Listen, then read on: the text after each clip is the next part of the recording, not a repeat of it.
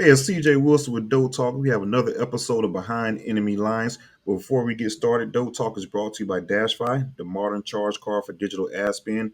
DashFi is a business-to-business corporate expense card program that gives you the highest cash back on the market, starting at 3%. If you're not getting cash back for your business-to-business purchases, then what exactly are you doing? Apply for the DashFi MasterCard today. All right, got a special guest today. We're going to go ahead and go behind enemy lines. We have Noah Hiles, the Pitt athletic reporter for the Pittsburgh Post-Gazette. Noah, how's it going? I'm well, man. How are you? Pretty good, pretty good. It's good to have you on again. Speak with you. I was on a different platform before, but to Yeah. have you, you did an amazing job last year. So definitely want to reach back out to you, bring you back on to talk about the Pittsburgh Panthers. Awesome. Yeah. A lot different of a team to talk about compared to last year, but yeah, happy to do it. Right, most definitely. So we'll go ahead and address the elephant in the room. Just like you said, a lot different team, and Coach Narduzzi had some interesting comments after the game last week against Notre Dame. Just to give a quick quote, it's not going to be the full quote. I know it's a fuller quote out there with more content, but well, context rather. But you said we lost a lot of good players last year, and we thought we replaced them, and we obviously did not do a good job of that. And it was a couple of players upset and voiced their opinions on social media, quoting the tweet and things like that. So my question to you is, what's the temperature within the Pittsburgh locker room and things like that amidst those comments from Coach Narduzzi?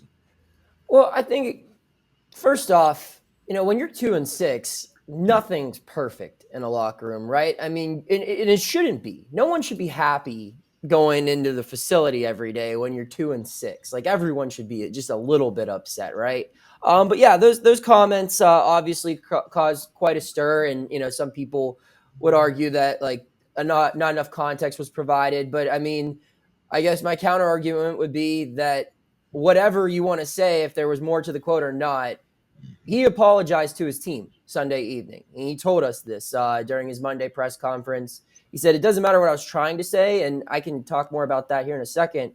But he's like, it didn't come off right, and it upset some players, and he apologized to that. One thing that I think needs to be pointed out is like Pat Narduzzi, for all the press he gets, good and bad, he's a player's coach. He loves his guys. He supports them through thick and thin. He's, I think, at times to a default or to a fault, I should say, has been too loyal to some players throughout his career at Pitt, where he's, probably waited too long to bench guys or given guys too many chances for certain areas or whatever. And I think his track record shows that. And while what he said came off as maybe throwing guys under the bus, I think more of what he was trying to say was, look, this was a team last year that relied heavily upon its superstars. It had a first-round draft pick on the defensive line, an All-American. It had an NFL linebacker leading the defense in the middle. It had two NFL safeties playing deep.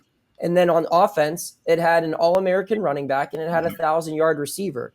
Those were the guys who are responsible for most of the production on both sides of the ball. And it's really tough to replace that for a program like Pitt, who's not bringing in 5 stars and a ton of 4 stars every year. This is a program that is built on 3 stars and developing those guys.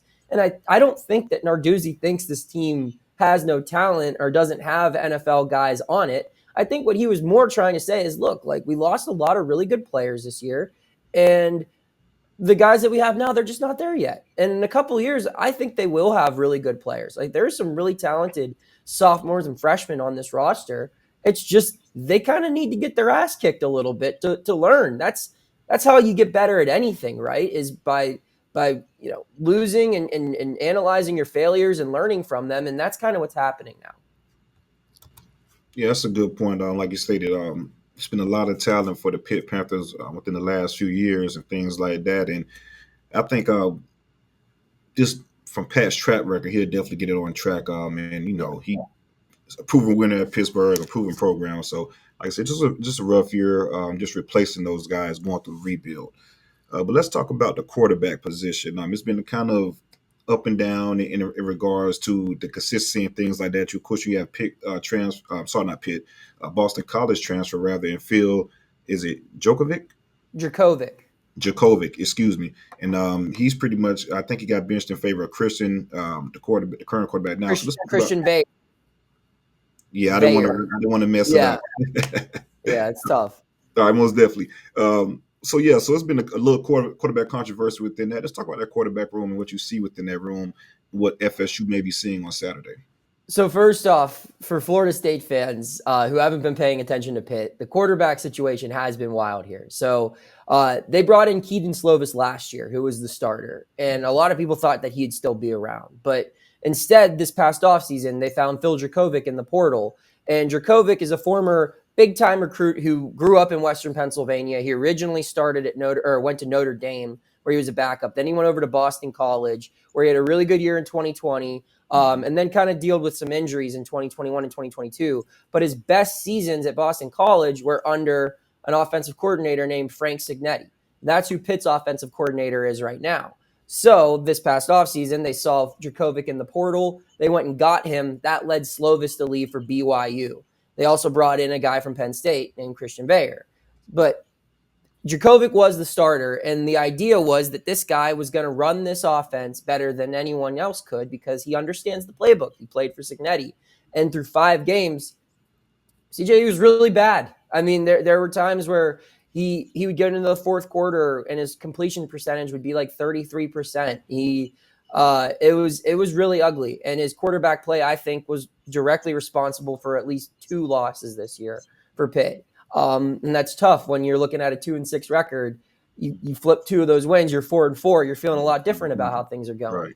So he was benched during the bye week, a move that a lot of people thought should have probably taken place a little bit earlier in the season.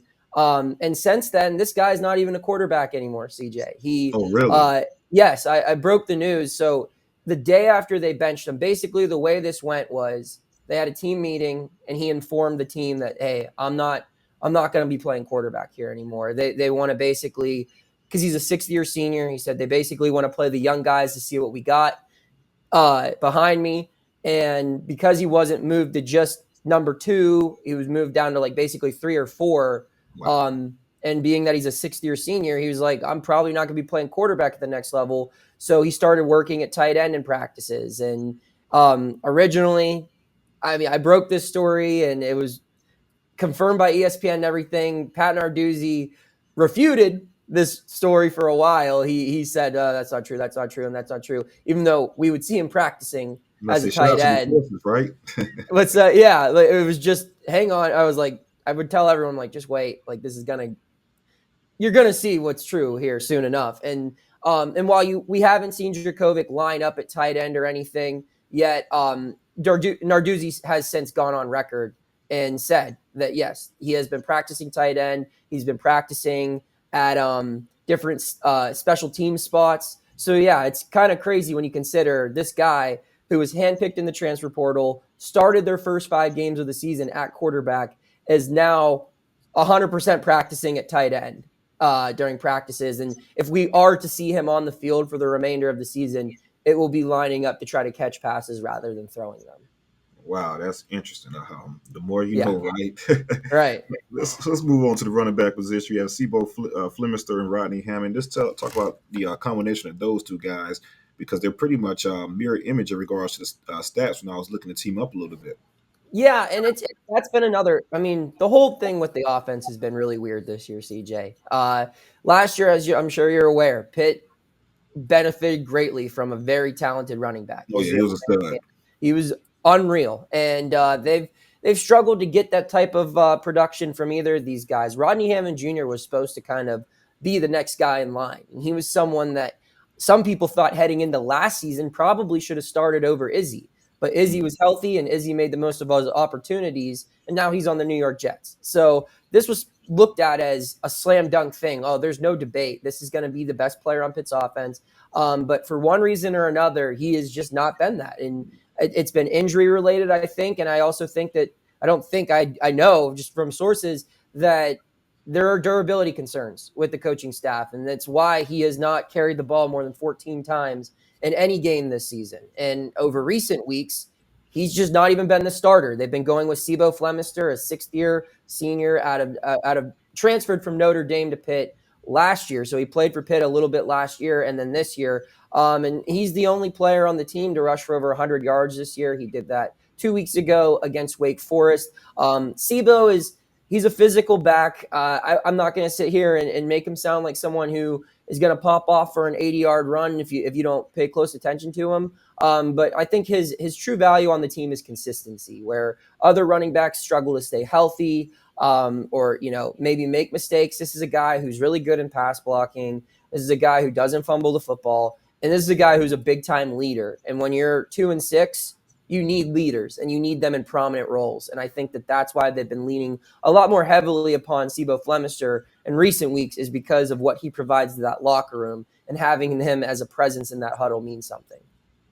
Let's talk about receivers a little bit. You got Bud Means, Montfield, and also you have a pretty good tight end in Gavin Bartholomew. Excuse me. My apologies if I mispronounced that as well. I'm a big fan of receiver coach Taquan Underwood. But just talk about the receivers in general and what they bring to the table. I think Taquan is a star in the making in this business. I totally agree. I think that Coach Underwood, I would not be surprised if, I'm writing a story about him being a head coach one day. I think that those days are far away because he's still pretty early in his coaching career and everything. But I'm really impressed with the guys that he's been able to bring in through the portal. I mean, you look, Kanate Mumfield was a freshman All-American at Akron. Now he's at Pitt. You look at Bub Means, a guy who started his collegiate career as a defensive back at Tennessee. And then he went to Louisiana Tech, where he kind of figured things out at wide receiver, and now he has a home at Pitt.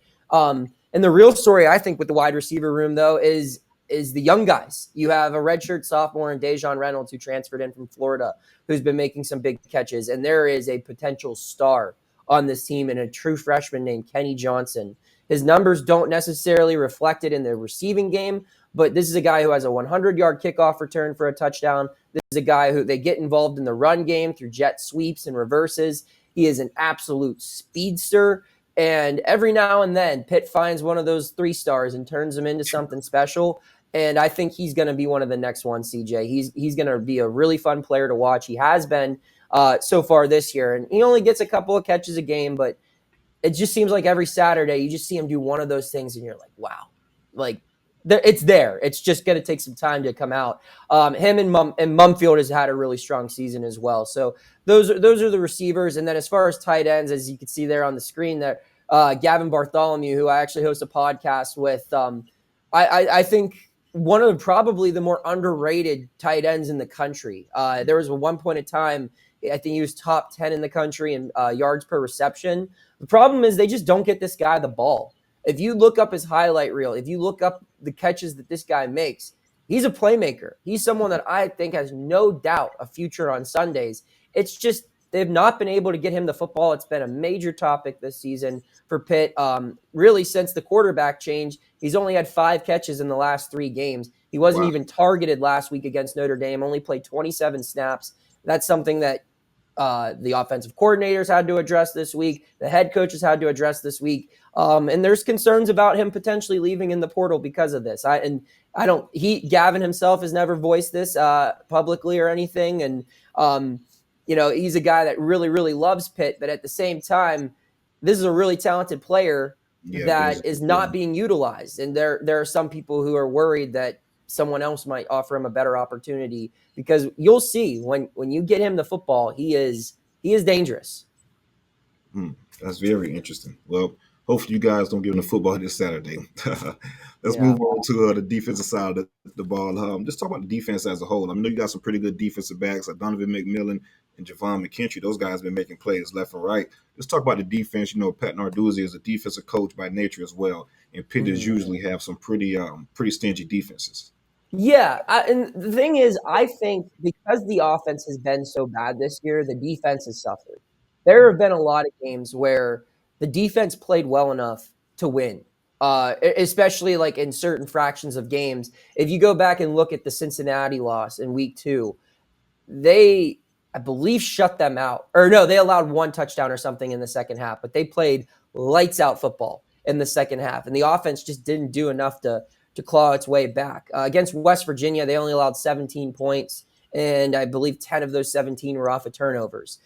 You look at the Notre Dame loss last week, 58-7, it's hard to say anyone played well, but that score was 17-0 at the half, and Notre Dame had 10 of its 17 points off of turnovers, and the other 7 came on a punt return touchdown. So the defense in the first 3 possessions last week against Notre Dame forced 2 interceptions and a turnover on downs. And the offense just wasn't able to turn any of that into points. And when that happens, and when you're on the field, and when the offense turns the ball over and gives opposing teams a short field, eventually you're just going to wear down. That's just how football works. But there is talent here. The defensive line, it's not what it was last year because, let's be honest, it doesn't have Kalijah Cansey. But there's a lot of experience in the middle, 3 sixth-year seniors, and then another fifth-year senior that kind of rotate in those first 4 spots. There's some potential at the defensive end. A guy to watch for, his name is Samuel Okunlola. He was the ACC freshman of the week 2 weeks ago. I believe he has 5 sacks now. He's a redshirt freshman. And, Pitt always has one of those stars on the defensive line. And he looks like he's going to be the next one. He's not there yet. But as a redshirt freshman, the things he's doing with 5 sacks, I mean, you look at him, you would think he's a receiver by how lean he is. But he's got the moves, he's got the speed, and with a couple more pounds and another year of experience, he's going to be a really dangerous player to watch. But keep an eye on him as a reserve right now up front. At the linebacker position, they're led by Shane Simon, a team captain, 6th-year senior, and middle linebacker, former Notre Dame guy. He'll be a player that gets a shot at the pros. But behind him, it's been a lot of young guys. They've played 3 different true freshmen at linebacker this year. They've played a redshirt freshman as well who has started. And they have some other guys as well. And I think that next year that linebacker room is going to be really good. But right now it's a 6th-year senior with a whole bunch of kind of raw guys behind him. The safety room is, again, talented, but it's hard to replicate the production you got from the 2 guys who were there last year. And if you just look again, Pitt historically, the safeties are pretty good. Guys like DeMar Hamlin come to mind, in just recent years. Because when you're in Pat Narduzzi's defense, you got to be good in the secondary because they blitz every play. And the corners are the strength of this defense. MJ Devonshire is a guy that they're going to obviously rely heavily upon with the many talented pass catchers that Florida State has. He's someone who will play on Sundays. He's had a couple of huge interceptions in recent weeks. And Marquez Williams and AJ Woods are 2 other 6th-year senior corners who are also very reliable. Now, will they be able to hang for 60 minutes with, Wilson and Coleman? We'll find out. It's going to take a little bit from everyone else for them to have a shot. But these are really good corners. Overall, the defense, like I said, it's above average. The numbers look average, and I think part of that plays just into the fact that the special teams and the offense have not been good this year. All right, so tell me some keys to success for Pittsburgh against Florida State. What do you think? Some things that Pitt has to do to be successful against Florida State, and some things they cannot do in order to make sure the game doesn't get out of hand? I mean, first things first. This is a team they cannot afford to play from behind. No one wants to play from behind against Florida State because they've got the weapons to just pretty much end you before it's even a game. So I think it's key, especially coming off of a 58-7 loss in front of your home crowd against the number 4 team in the country. You can't come out flat if you're Pitt. I would almost consider taking the ball if you win the toss and say, we got to go down the field. We got to score now. We got to set the tone in this one. We got to show that last week was, an ugly loss, but we put it behind us. That would be the first key there. The second key is turnovers. I mean, turnovers that it goes for every team, but when you have a young quarterback who, before the Notre Dame game, looked pretty promising. I mean, in his first start, he upset Louisville and he threw for 300 yards against Wake Forest in start number 2. But I think just protecting the football, you don't want to give Jordan Travis any more possessions than he's already going to get.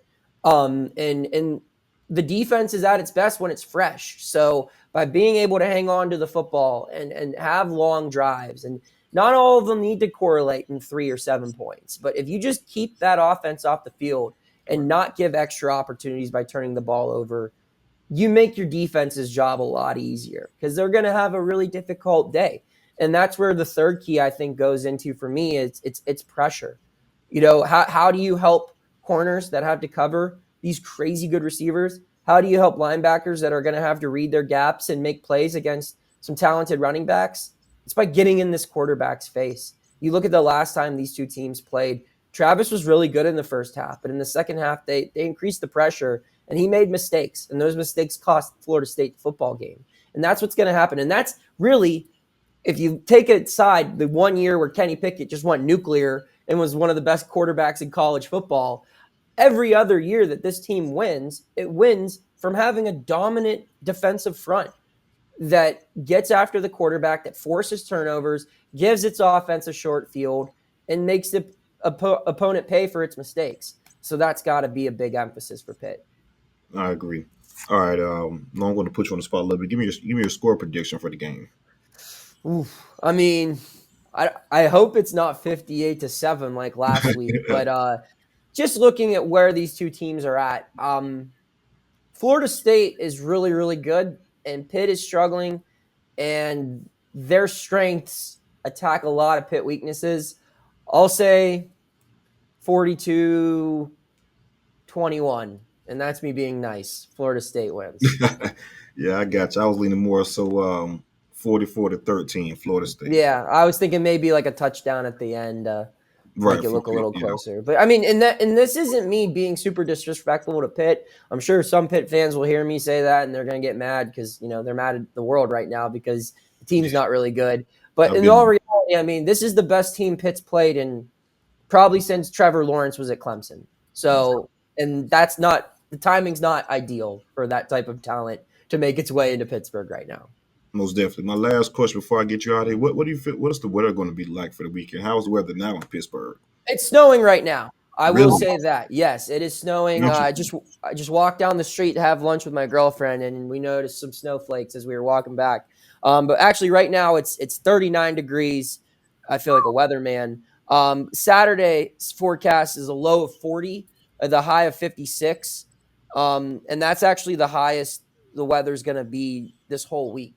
So, yeah, like you guys are in a way benefiting from that because like it was snowing a little bit last night during trick or treat, and it's cold. It's getting cold down here, so I don't know. I would expect it to probably be in like the high 40s for game time. Right, interesting. That's going to be something to watch out as well. Noah, as always, it's a pleasure, man. Take care. Like I said, this is Noah with the Pittsburgh Post-Gazette. Appreciate you, man. Take care. And this has been Absolutely. another episode of Dope Talk. Make sure you guys like this video and subscribe to the channel. Like this video and subscribe to the channel. Comment your score. We just gave ours. So in the comments, give us your score prediction, and we'll see how it turns out on Saturday. Go Noles.